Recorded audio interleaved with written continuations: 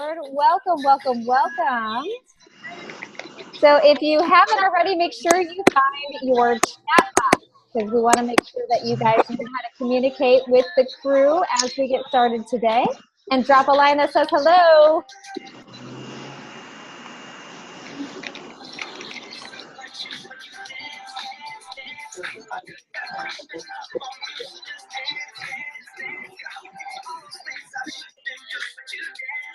There it is. Somebody found the chat box. Hey, Mandeep, good morning. Awesome, Chris, welcome back. Hello, good morning. So if you are just joining us, find the chat box, say hello. Hi, Angelica, beautiful name, love that. Gonna get started in just a few minutes. Can you guys hear my jams this morning?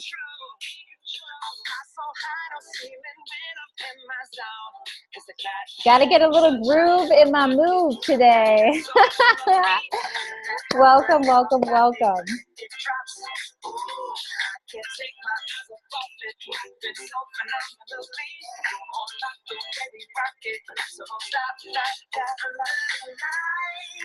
Awesome. We're still waiting on a few more people. If you guys are haven't found the chat box, say good morning. We'd love to make sure you know where you can ask questions, where you can put comments, where you're going to be able to interact, because even though I'm lecturing today, this is going to be an interactional class, which means that I want to hear from you, I want to know from you, I want to know you, and I want you to leave with an action plan today. So make sure that you find that chat box.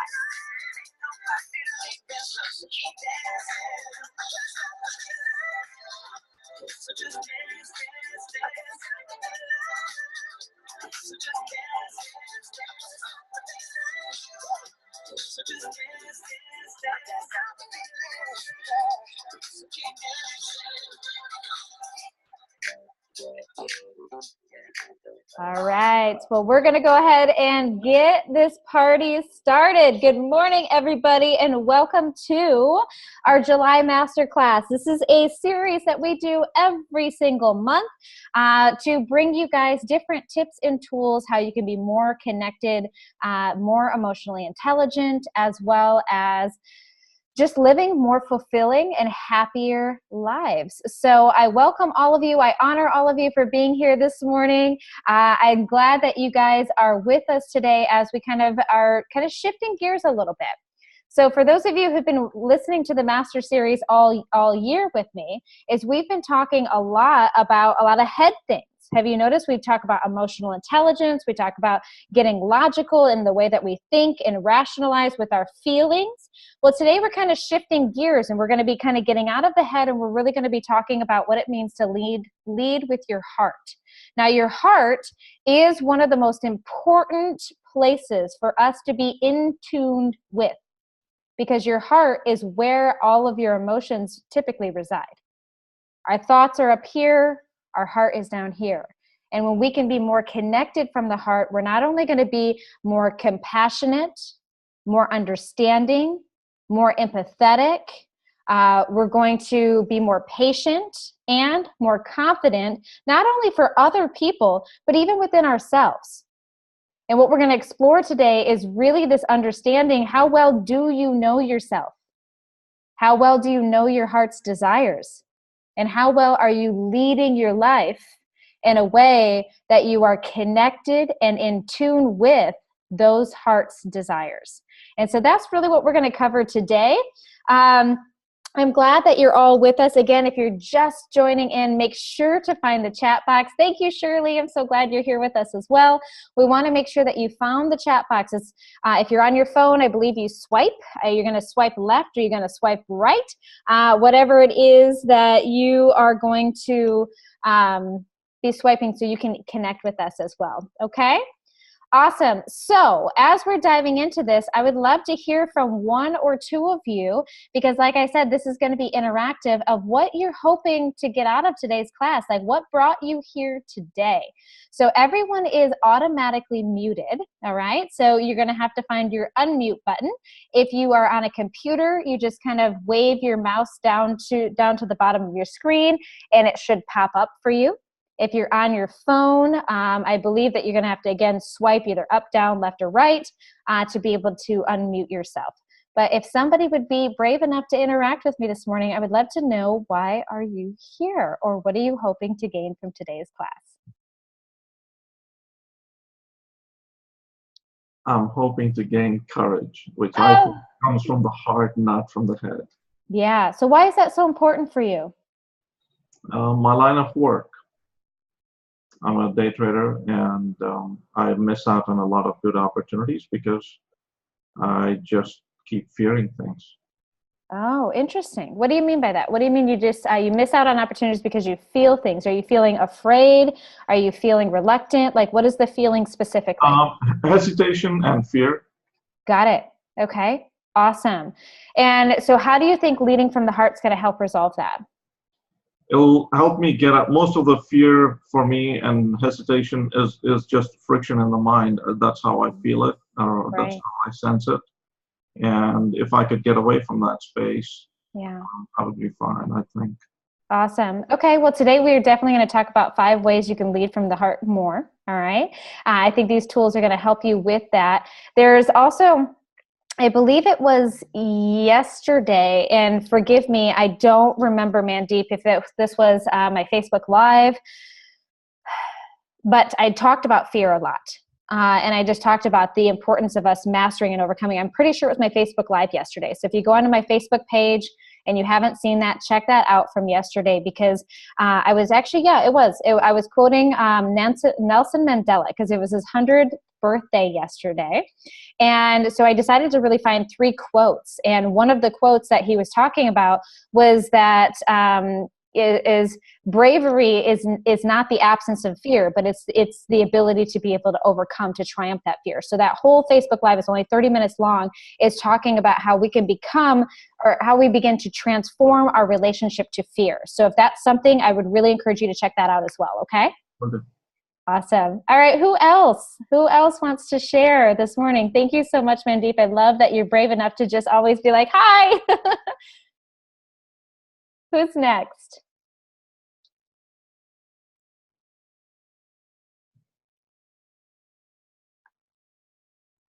Oh, hi, Margaret. Good morning. I see you waving. You're unmuted. How are you this morning? Good morning. I'm really well. Thank you. How are you? Wonderful. What are you hoping to get out of today's class? Just more insight into like a balance between my heart and maybe not, like Mandeep was talking about, not going to fear, and being able to continue through with love. Yes. And not being stopped. Yeah.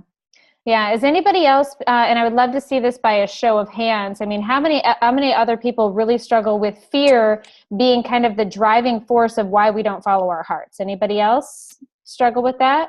Okay. So those who got their cameras on, are raising their hands if you're not able to see that. And so it's really important for us to begin to recognize how powerful our emotions are. And if you've tuned into last month's class, or have tuned into any of our masterclass series, which, by the way, when you get this replay, you're going to be able to go to a replay page that has access to all of our master classes.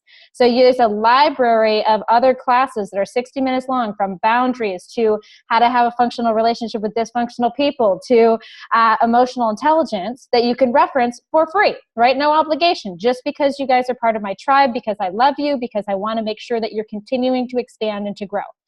But one of the things is that we talk a lot about emotional intelligence, because as I'll get into introducing myself, I'm an emotional intelligence coach. That's what I do through and through. Now, if you're not familiar with that terminology, what it just means is that I teach people how to use their emotions to guide behavior versus emotionally reacting. And we live in a society where our emotions become the reactions, don't we? We're constantly responding and reacting without recognizing that your emotions are the fuel that are causing us to do things that are maybe out of alignment with our heart's desire or our overall best well-being. Mandeep, we were talking just briefly about, that fear is driving that decision, that reluctance to miss out on those opportunities. So as we continue to practice this emotional intelligence, we begin to understand and transform our relationship to fear. Now hear that, okay? I'm saying transform. The reason why I'm using that language very, very intentionally, and I'm calling it out intentionally, is because a lot of times we think that we need to conquer our fear. Well, conquest means that you don't have to deal with again. Fear will always be present. But we want to recognize when fear is present and to use it to guide our behavior, maybe to proceed cautiously, but not allow it to dictate our behavior. Are we feeling the difference here? And that's what it's the difference between using our emotional intelligence skills and not. Now, you're also hearing me reference to the fact that I say that emotional intelligence is a skill, and you're either using it or you're not using it, because that's what it is. It's kind of like speaking French. You're either speaking French or you're not speaking French, right? It doesn't mean that it's something that, you know, you just you grow up with and you're limited to your ability to have. It's just something that's a skill. And just like learning another language, if you don't practice that language, if you're not regularly practicing, then you're going to get rusty. You're going to forget words, and you're going to forget how to reference things or compile sentences. Just like that, where I was struggling to compile a sentence. My point being is that we want to learn to recognize how your emotional state is influencing and affecting your decisions. Now, this is just kind of like a bonus, but if you want to learn more about that, when you get the replay, which you're going to get tomorrow, okay, you're going to get it in your inbox tomorrow. It's 24 hours after these air. Go check out the emotional intelligence class that we did. I believe it was last month. And then that is going to give you some more information about how we can begin to use our emotions as guides. And if I'm not mistaken, there's a 60-minute class in there about conquering fear as well. Okay? So I referenced that. Thank you so much, Margaret, for sharing and being open with that. All right. So whatever you're here for, whether, you are hoping to, get some more skills on how you can, really be listening to your heart, connected to your heart's desire, to overcoming fear. I really want you to make sure that you know that as we are going to progress into the content today. And so if you're just watching the video, the replay, then you need to pause and really ask yourself, why am I here? What am I hoping to get out of this? Because it's really through our intentions that we can get answers. So if you're just here because you want to learn, like Chuck was saying, I learned a lot last month and thought it would be good to tune in again. Awesome. So he doesn't have an expectation of how this is going to, or what he hopes to receive. But what we're looking for is that sometimes we need to tell our minds what to be looking for. So if we're looking for answers, sometimes we need to have clarity in the mind that says, I'm looking for answers to this. And it'll show up in a specific sentence. It's going to show up in a specific way that I phrase something. It's just going to, oh, Christine, I'm sorry. I don't know why I said Chuck. I apologize. I think it's because it's C-L-U-K. No, that's Chris. Sorry about that, Christine. I apologize. All right. So my brain just referenced the C-L-U-K, which I know is connected to your last name as Chuck. So I apologize. All right. Well, anyways, are you guys ready? Because we're going to dive in this morning and we've got a lot to cover. So let's jump right into the content. So hopefully everybody can see my screen. It's just going to say welcome. I have a couple quick reminders. So the first thing we need to do is, especially if you're watching the recording of this, is to remind you that it's important to turn off anything running in the background. You want to be fully present here and now. You have chosen to make space to learn today. So make sure that you remove any distractions, okay? Take your phone, flip it upside down, put it on silent. Be here now. Remember, when we have that intention, when we give that brain instructions that says, I'm looking for ways to better conquer my fear. I'm looking for ways for me to really follow my intuition. I'm looking for ways to really be more connected to my heart. If that's what we're telling the brain to do, it's never going to receive those messages if all of a sudden we're back on our phones because we got a notification, or if because our TV is running in the background and something interesting is demanding your attention. So we want to be fully present here and now so you can make the most of it. All right, so as I promised, I do spend a few minutes just reminding you guys of who I am. And now some of you already know. Some of you have been followers of me for a long time. Some of you have came to some of our classes or workshops. And some of you are just meeting me for the first time. But I think it's important for you to understand who your master coach is. So I, as I mentioned, am an emotional intelligence coach. That is the easiest way to define and explain that what I do. I help you get out of your way so you can get on with your life. Now, I have a tremendous amount of credentials. I am considered to be a master coach. I have helped huge Fortune 500 companies in elevating their practices, their management staffs, in the individuals that are working with them as well. However, this is not what I believe makes me a master coach. Yes, I have the hours. Yes, I have the credentials. Yes, I have the certifications. But to me, what makes me a master coach is the fact that I've been there, done that, and proven that this stuff works. What I mean by that is that I'm no stranger to adversity. I was a homeless teen starting at 14 years old. So if you can imagine the life that I led at an early age, to be on the streets at 14, well, I got myself into a lot of trouble, became addicted to drugs. I was in and out of jail, in and out of rehab. I had experienced before I graduated high school a tremendous amount of sexual and physical abuse. Hold on, we got to mute somebody here. Sexual and physical abuse that caused me to really lead. There we go. Gotcha. To really lead a life that was filled with destruction.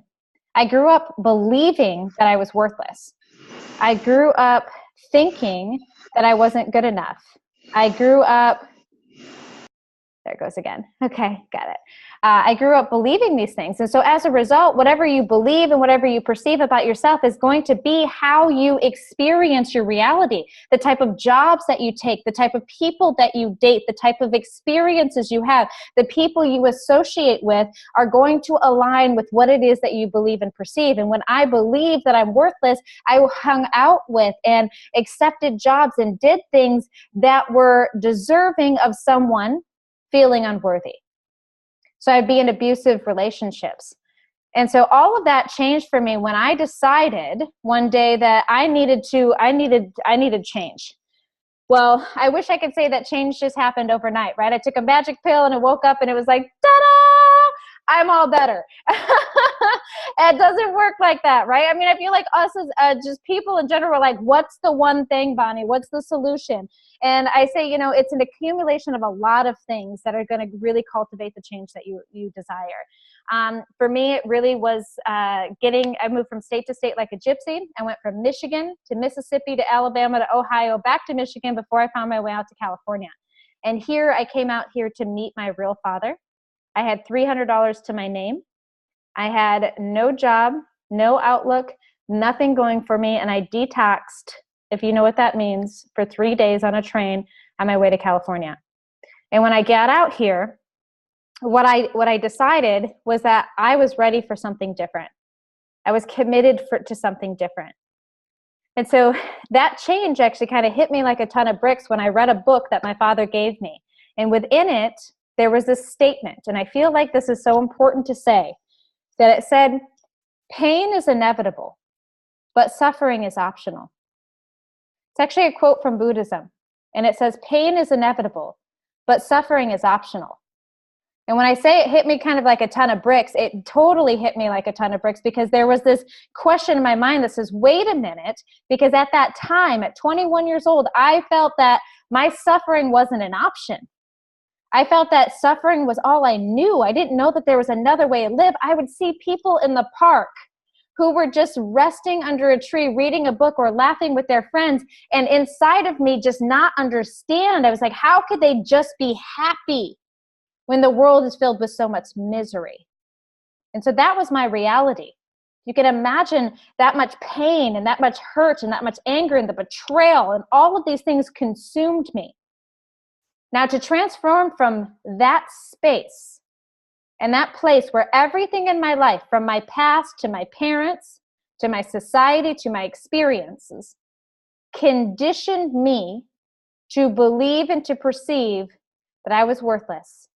From that space to the woman you see and you all know and love today, who is beyond outgoing, who is very confident and self-assured, who loves herself and others, and who is in a space where she knows without a question in her mind that she is worthy and whole and complete and divine, is why I know I am more than qualified to teach you anything that it is that you're looking to teach in the emotional intelligence world. Because I've been there and I've done that. And so whatever it is that you've came here with today, whatever it is that you're struggling with, I want you to know that there always are solutions. There's always ways to continue to find a better way to live, a better way to be. But the real question comes down to, what are you willing to do to change it?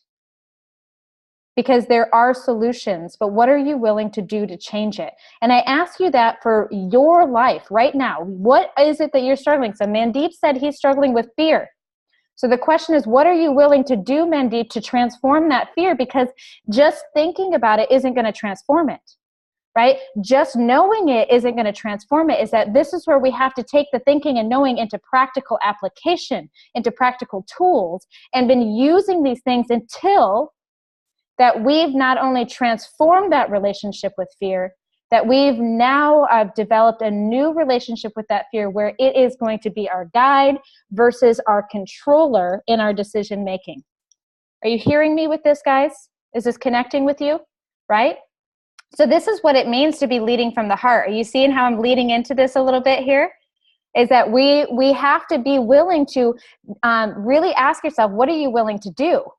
Because I hear the story all the time, I'm willing to do anything, Bonnie. But when you say anything and your behavior doesn't match anything, there's a disconnect. And the disconnect comes because our heart's not in it.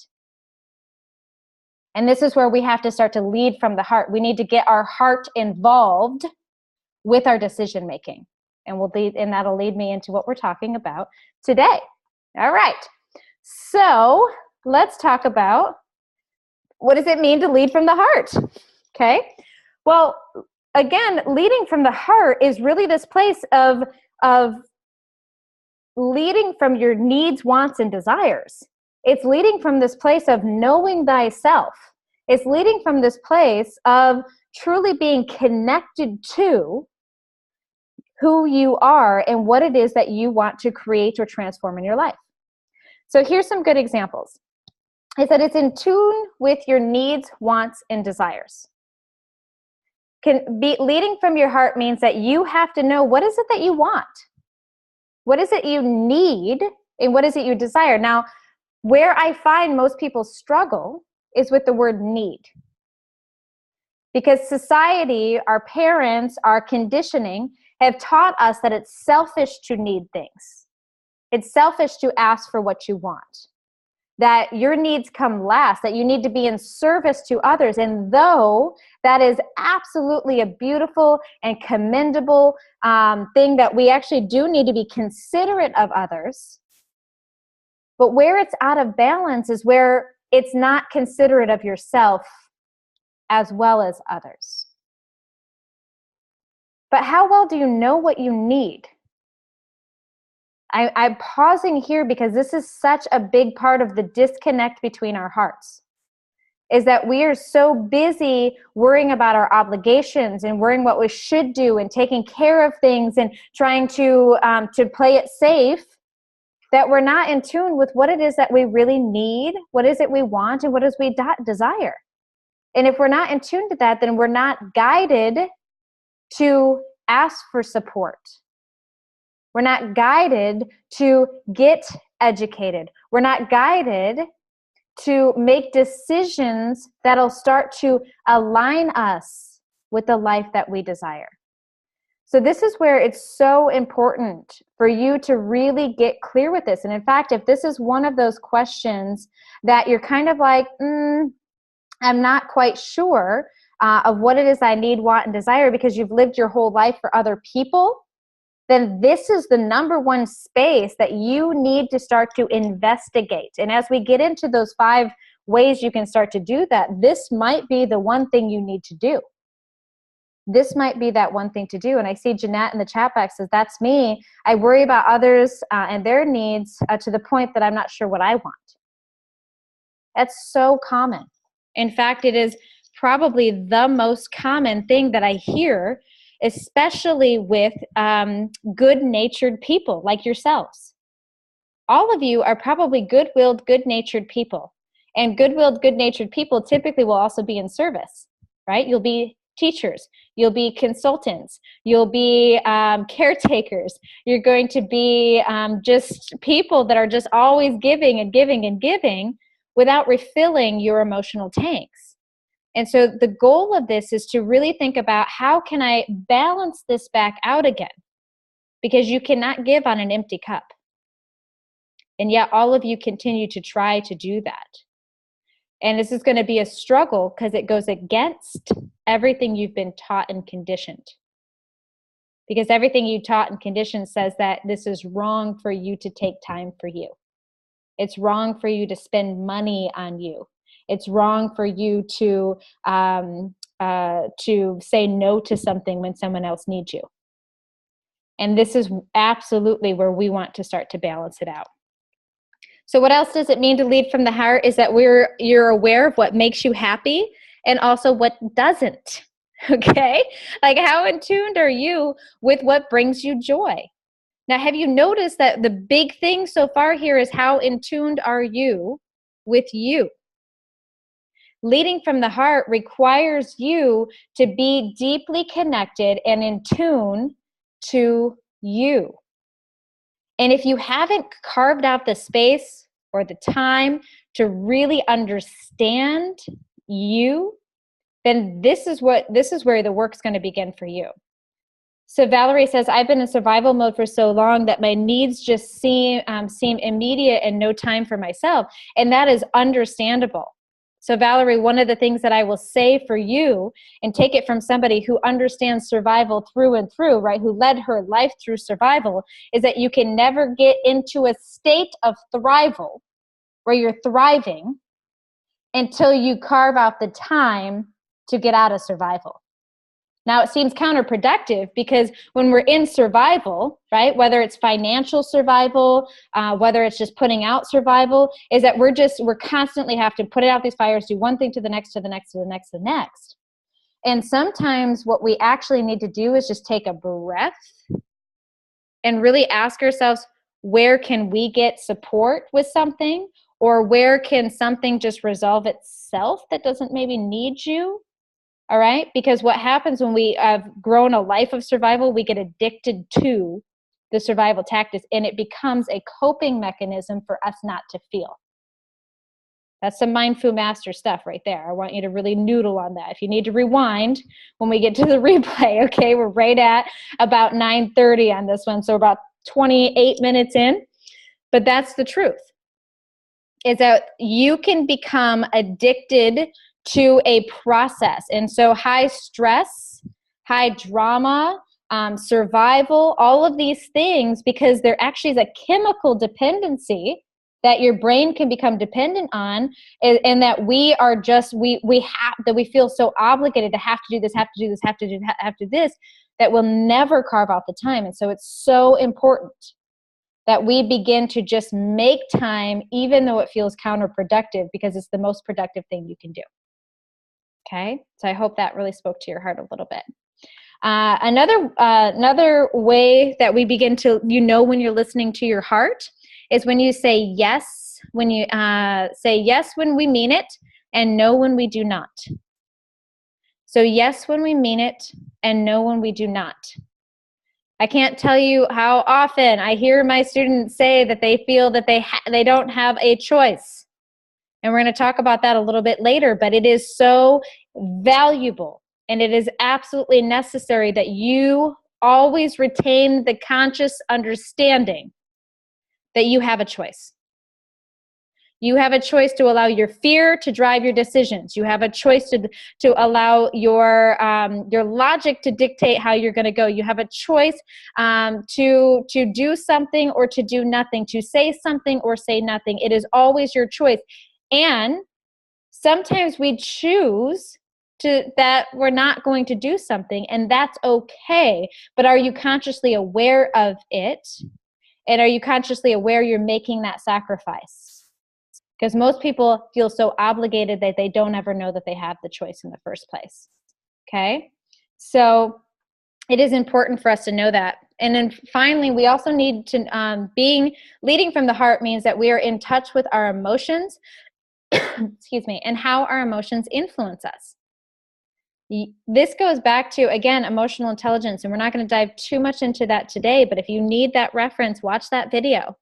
All right? I think we have 6 to 8 emotional intelligence videos on our YouTube page alone. So there's a lot of opportunities for you to get connected and understand what is this term that Bonnie keeps using. If it's the first time that you've heard it, then you just need to follow me more, because we talk a lot about it. And it's just recognizing that your emotions are one of the most influential drivers to your decisions. And if we're not in touch with how that emotion, or first off, sorry, if we're not in touch with what that emotion is and why that emotion is so powerful.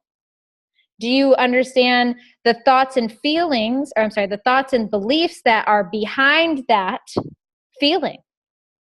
Because feelings, again, are our guides. They're showing up for a reason, on purpose. And if we can really tune into what is that feeling's purpose right now, we can begin to have better understanding and thus have more information to make different decisions. But if you're not connected in leading from the heart, you won't recognize that your emotions are driving the decision. So, Mandy, I'm just using you as an example today. I hope you don't mind, because okay, good. Because it was just really relevant. But when we recognize that our fear is driving these indecisions, okay, they're indecisions, is that we have to realize, like, not only, okay, we're aware of that, but we need to deeply understand why. Like, what is it you're thinking, and what is it that you believe about yourself? Because there might be an underbelief, okay, a belief, I say it's under the current, right? It's the current under the water that's driving the feeling. That is saying that maybe it says that you're not capable, or that you're a failure, or that you're weak, or that you're whatever, right? And that's just a bunch of lies. It's not truth, but that could be what's under the surface. And until that's resolved, until we have made that connection, that feeling is going to just get louder and louder and louder, because the feeling is trying to protect you from whatever the belief is, the lie, the story in our minds. And so we really want to recognize that those feelings we need to dig a little bit deeper. We need to go under the surface to understand them and not just dismiss them. And we explore them to recognize how they're influencing us. When we talk about leading from the heart, this is the most powerful thing we can do, is to start to connect with the feelings that emanate from the heart. And if we're not aware of that, we're always going to go back to whatever the head tells us to do. All right, so let's go on. So when I say that, how do you know you're leading from your heart? You feel deeply confident, at peace, fulfilled, conscious. Now, conscious, not necessarily right and wrong like conscious, but more consciousness is kind of what I was going for there. And then connected. So you feel very connected to the decision. A lot of times we make decisions and there's a huge disconnect with that decision making. And that's when we know that we're out of alignment with where our heart is. So the opposite of our heart is when we're leading from our head, okay? And so why do we tend to follow our heads over our hearts? I mean, if you really are honest with this, we're always going to follow our heads over our hearts. Because the head typically is the place where we feel the obligation. This is where we're going to feel the conflict. So if you ever had the ping pong match of the mind, I always talk about like where we're in that indecision, or we're like fretting about something, or we just dug a mental rut where we're going back and forth and back and forth. Well, really what that's a sign of, that's a clue that there's a disconnect between your head and the heart, and we're just in our head, we're just toying back and forth between what we should do versus what we feel we desire to do. So recognize that that's not a bad thing. When there is the inner conflict within decision making, that is just an opportunity for us to dig in a little deeper and really recognize where this disconnect is coming from. And one of the things that we could begin to do is, if you just took a piece of paper and on the left side, just write down all the shoulds, all the obligations, all of the logical things that you're being told that you need to or should be doing. And on the right side is like, now you write down, what is it that I desire to be doing? And now you're going to see visually the disconnect between the head and the heart. And now you're going to be able to have that out to decide, then make a conscious decision of what's in your best interest. And sometimes the best interest, and we'll go to this in a second, but sometimes the best interest is to follow the head and not always the heart. But again, leading from the heart means, are you aware of it, and have you even considered the heart's desires? And if you're not considering it, then you're not leading from your heart at all. Because sometimes we do make choices because it's the best decision.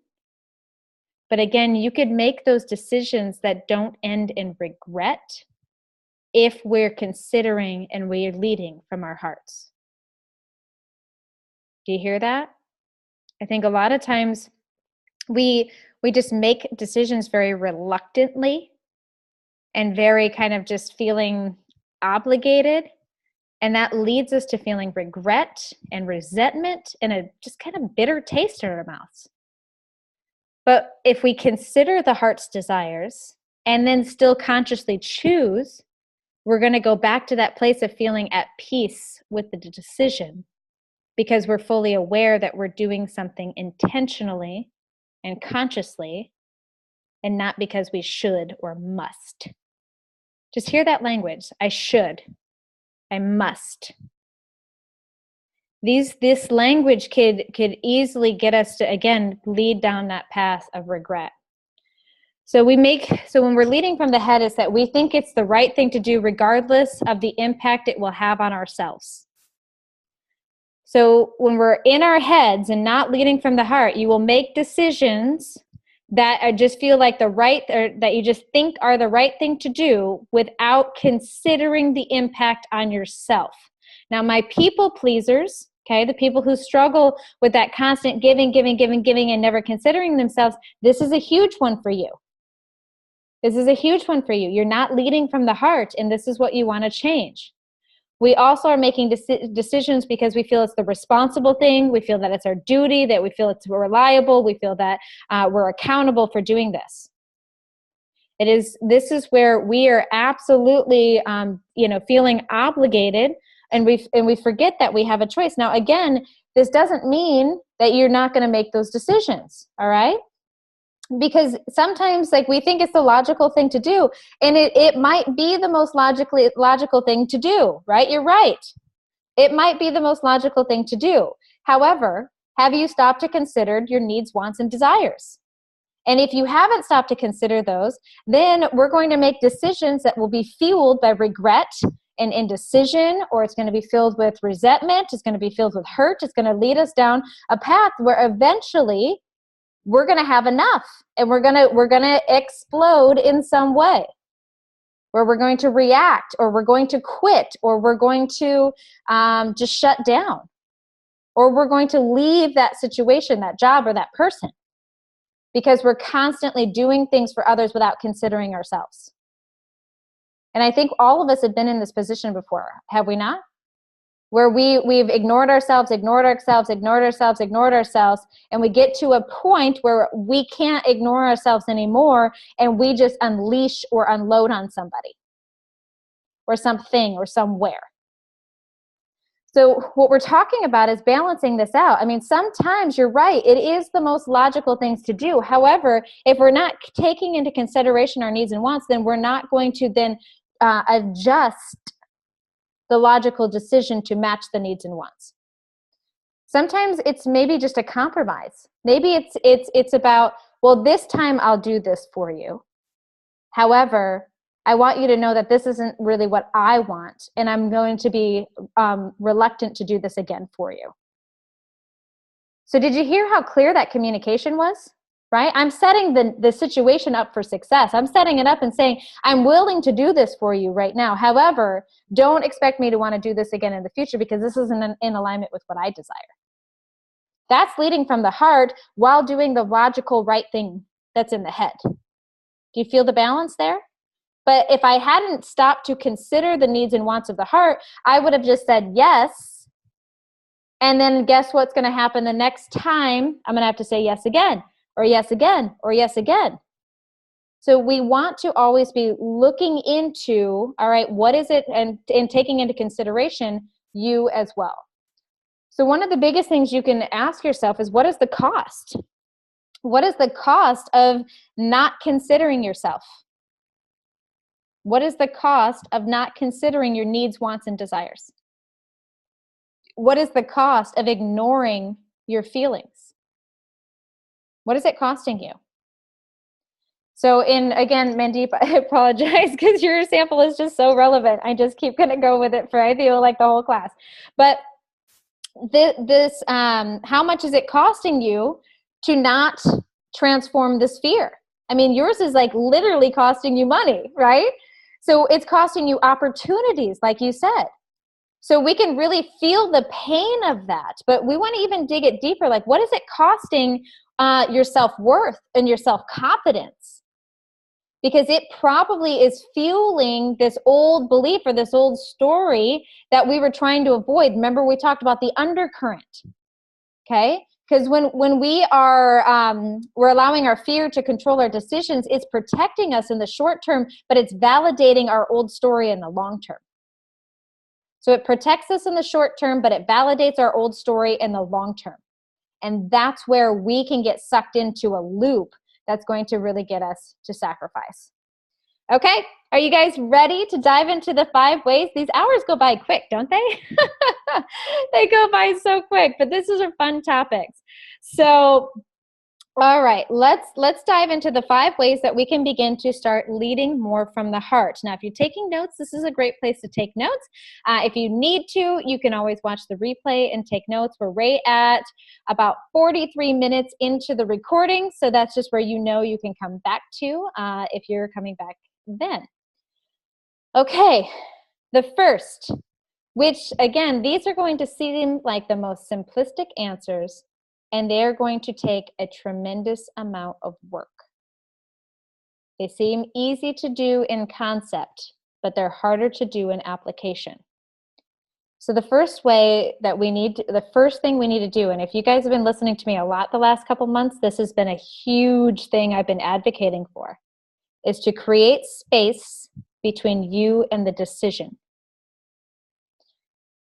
We will naturally and automatically default to the brain's programs. So when I say the brain's programs, these are your unconscious beliefs, your unconscious conditions, and your unconscious programs.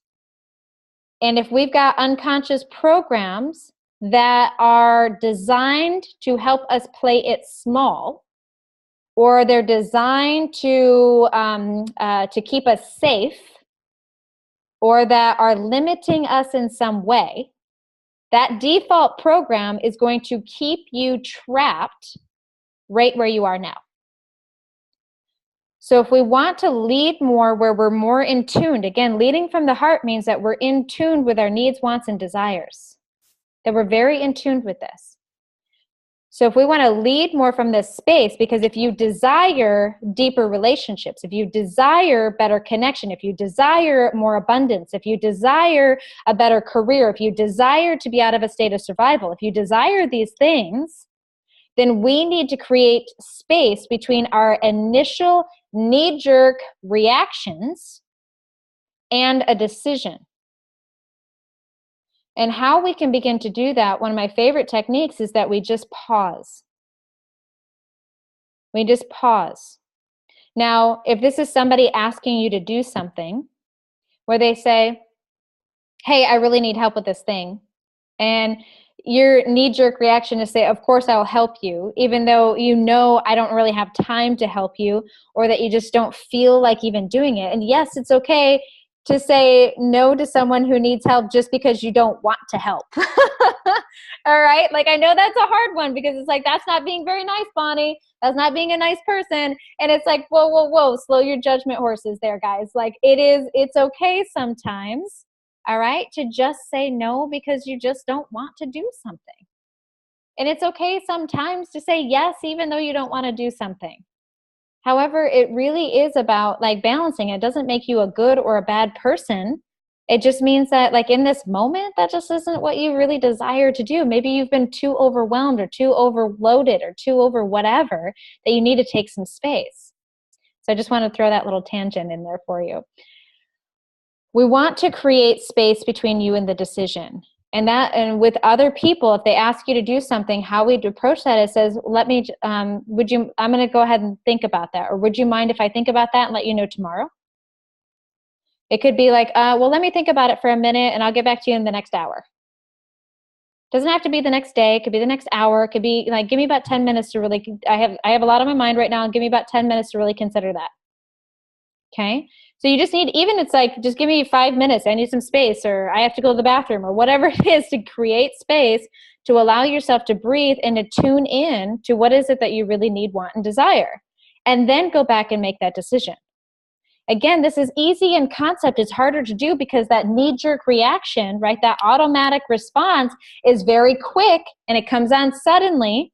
So here's the thing too, is it's okay that if you defaulted to an automatic decision and you come back and change your mind. Now that's not ideal, but it's better than just ignoring yourself altogether. So if you're in a situation, for example, where you defaulted to saying yes to something and you really said no and you're just sweating with regret that night, it's okay to go back to that person the next day with love and compassion and grace and saying, hey, I said yes a little too quickly yesterday.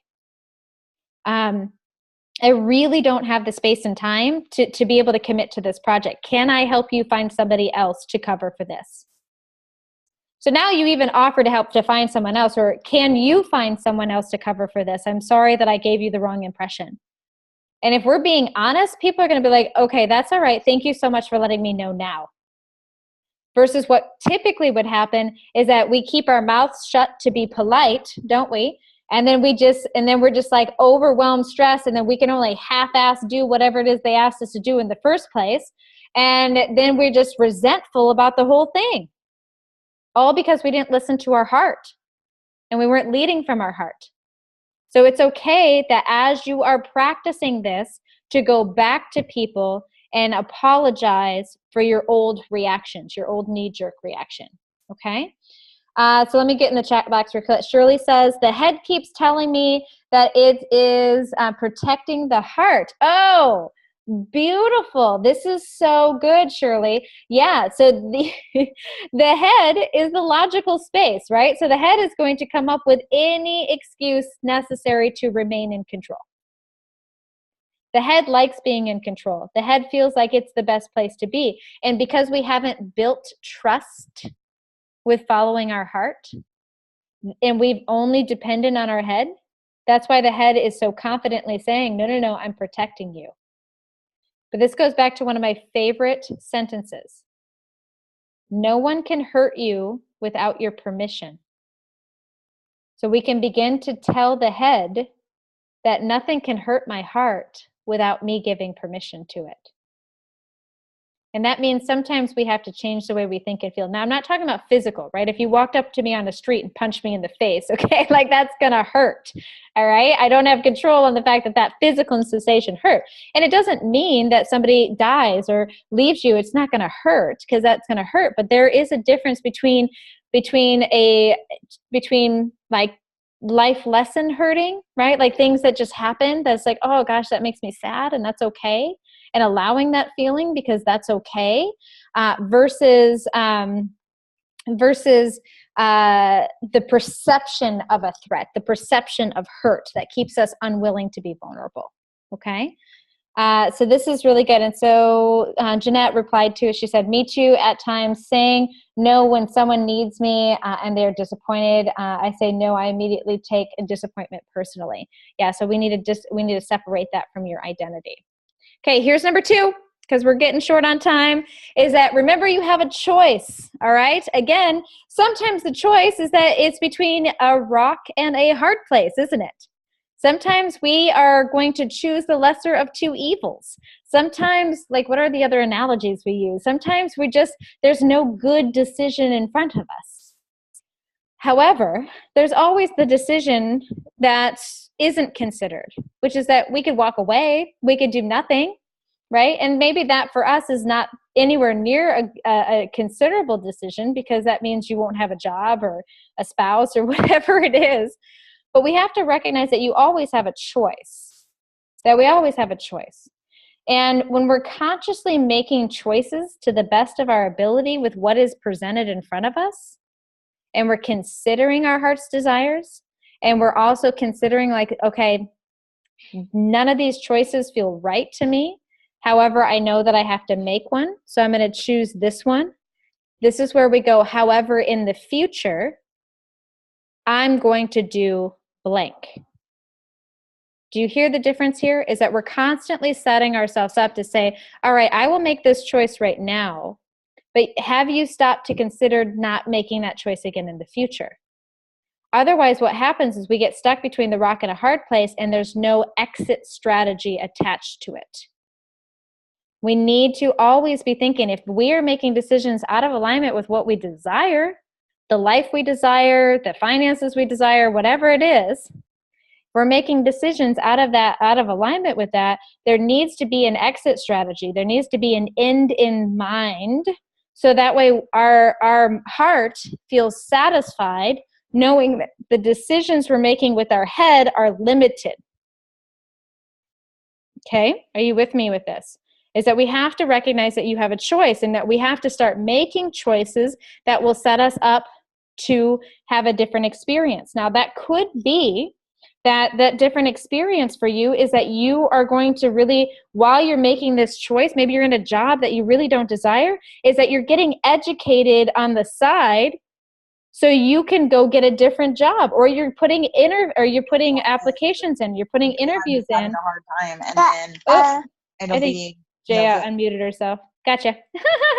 So when we go on this, so we can start to make different decisions in the future, as long as the heart knows that we are making strides or movement towards something that is going to then align us out of this rock and hard place. You're going to be a lot more peace and confident with it as well. All right. So next one, make time to listen to your heart. All right. So this went to Valerie, I think it was in the chat box, where we're talking where we're always in that place of survival. We will never have time to really listen to the needs and wants of our heart, to really know what is the life that I want to live, because we're so busy surviving the life that we haven't designed a life. Now, even if you're not in that place of survival, all right, maybe that you're just in a place where we're just kind of on autopilot, we're just in a mundane routine, we're not living a life by design there either. To lead from the heart means that we have to know what the heck the heart wants. Does the heart need a vacation? Does the heart need more leverage? Does the heart need more security? Right? What does the heart need? Okay, what is it that it wants? And then we can begin to listen to that, so we can then start consciously making decisions that are going to attract or to create or to align, use your own language there, with the life that we desire. We all can live a life by design. You do not have to be stressed. You do not have to be overwhelmed. You do not have to be in scarcity. You do not have to be in survival. You do not have to be in lack. If you are there, it's because there's something inside of here, inside of your head, inside of your heart, inside of your mind, inside of your body that is keeping you there. Now, yes, there's things outside of us, okay? And sometimes life is just going to throw us a curveball that will put us in, maybe financial despair or, kind of emotional despair. But if we're not considering that's like, okay, wait a minute, do we have an exit strategy, or have we really tuned in to figure out what's going on inside of us that is keeping it or perpetuating it, then we don't have an exit strategy to get out of it. You absolutely need to tune in and listen to the heart and say, okay, wait a minute, my bank account has been empty for decades.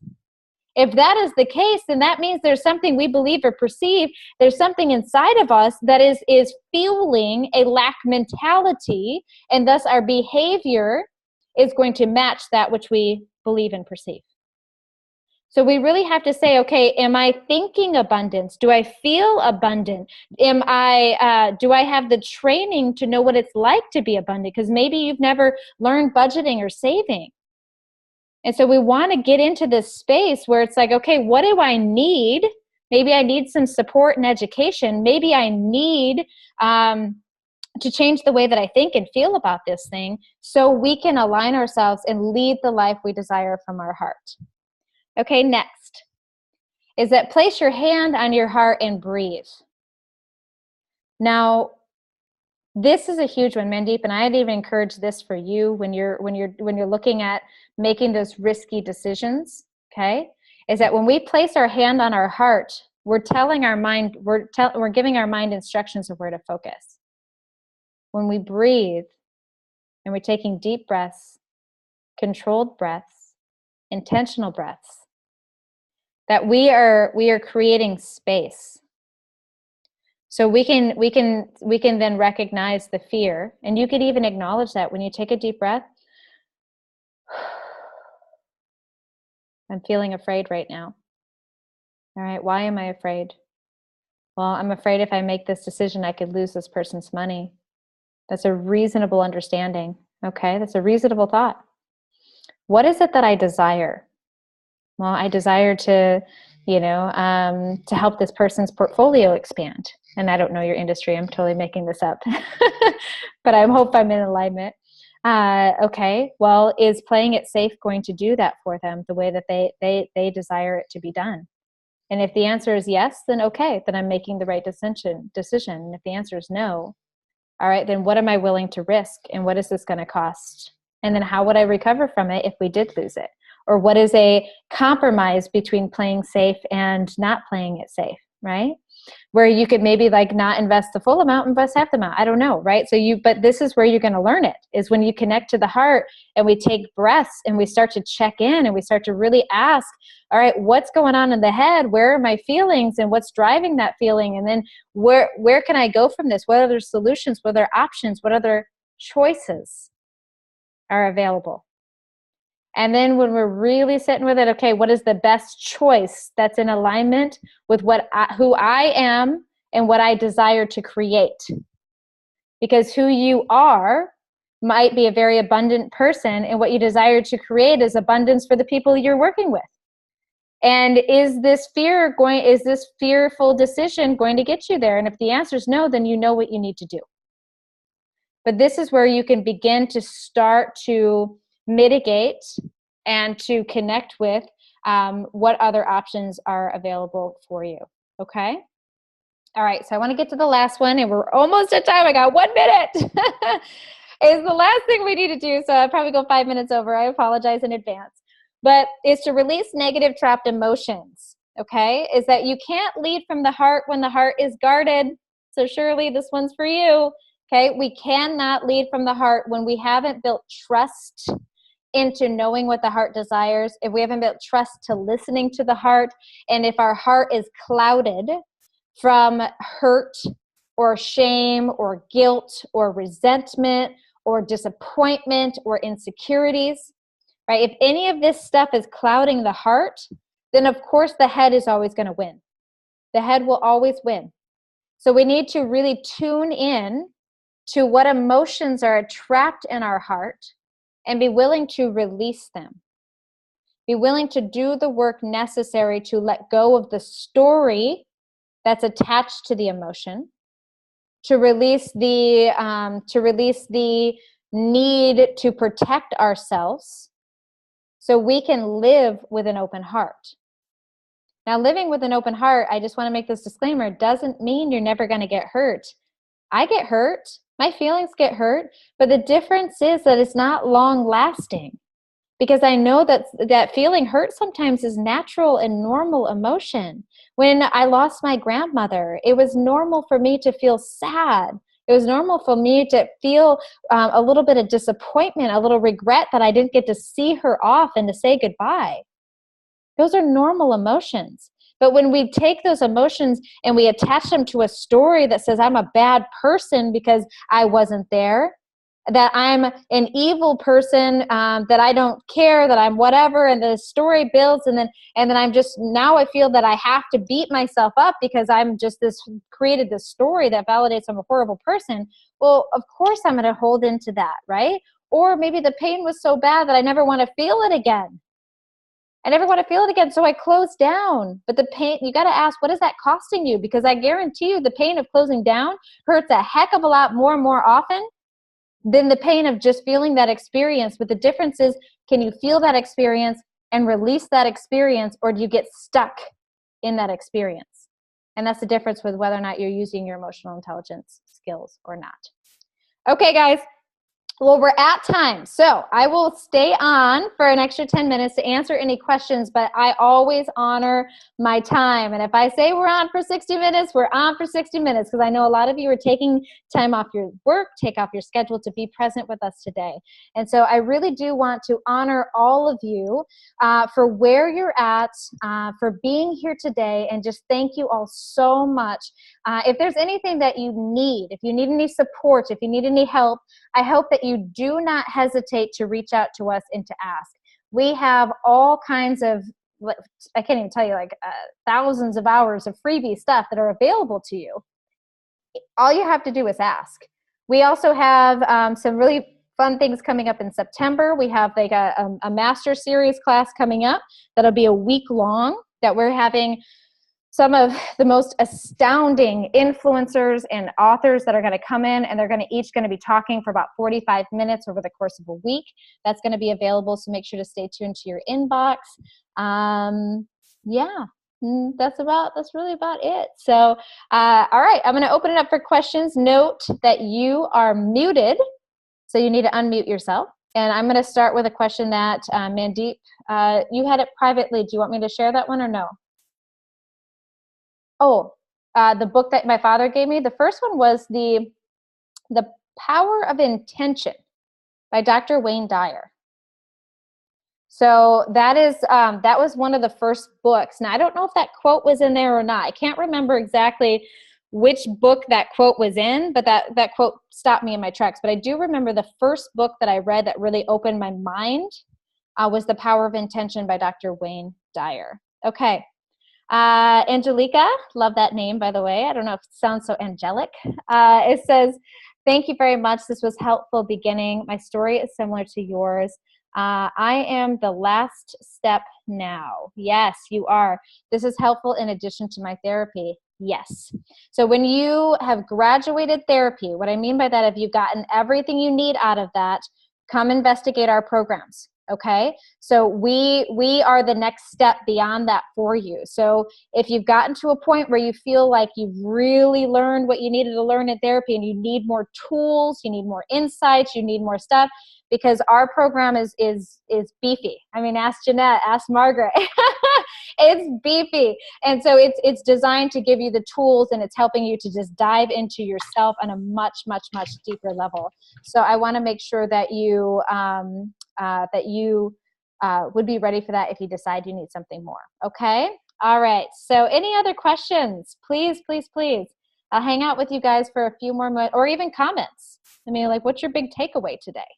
Anybody learn a nugget today that they're like, I'm going to play with that?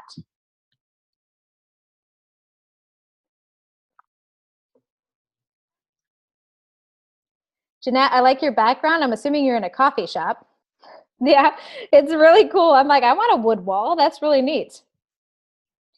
Let's see. Angelica, Bonnie's program is amazing. I too have a similar story to Bonnie, as well as she's helping me beyond more than I could ever imagine. Aw, I'm so glad, Jeanette, for real. Mandeep? I'm definitely going to be doing the hand of the heart exercise. And secondly, I need to reflect in those moments when I'm indecisive or fearful. Yeah. And what comes up, I'll share with you. Yes, yeah, because when we're in that indecision, that's just a clue, right? It's just like I always joke that it's kind of like the check engine light came on in your car that just like says, hey, warning, something's off, tune in, right? And when we can start to tune into that, we start to realize, okay, well, wait a minute, is this what I want? Is this in alignment? Like, what's really fueling this? And we can begin to start to not only understand ourselves, but then we have the opportunity to make different decisions. So, yeah. Yay. You're so welcome. So Jaya says, fill your soul and you have more to give. Yes, girl. And that's talking to you, Jaya. That's talking to you. All right. You got a lot on your plate and that's talking to you. Valerie says, I would like to access your resources. How do I do that? So, sorry, UPS guy just arrived. My dogs go nuts when they have two arch enemies, the pool guy and the mail guy. Like, that is it. Like, they do not like either of them. They like the pest guy and the yard guy for some reason, but they do not like my pool guy at all. All right. So how you're going to get access to that stuff is when you get the replay. Okay. So that's going to be emailed to you automatically tomorrow. Because if you signed up for this, we automatically email you when the next masterclass is coming up, usually the day before, and we automatically email you the next day that says, hey, your replay is live. So you're just going to have to look for the email, and our email address is getinspired@bonniekelly.me, okay? So I'm assuming you know that already, but that's where so you find the replay link, and it's going to take you to that page, and on that page, I think there's 8 one-hour videos there. The other resource library that is remarkable is if you just go to our YouTube channel. How do you find the YouTube channel? Well, on our website, bonniekelly.me. If you go to the blog or vlog, B-L-O-G blog, you're going to find a video library, and you can click there, and there's just 365, I think, videos that are 10 minutes or less that are going to help you get your mind right. So anything from self-sabotage to emotional intelligence to boundaries, it's all there. The hour-long classes will be on the replay. And then lastly, when we have the new we're calling it the Emotional Revolution Masterclass Series.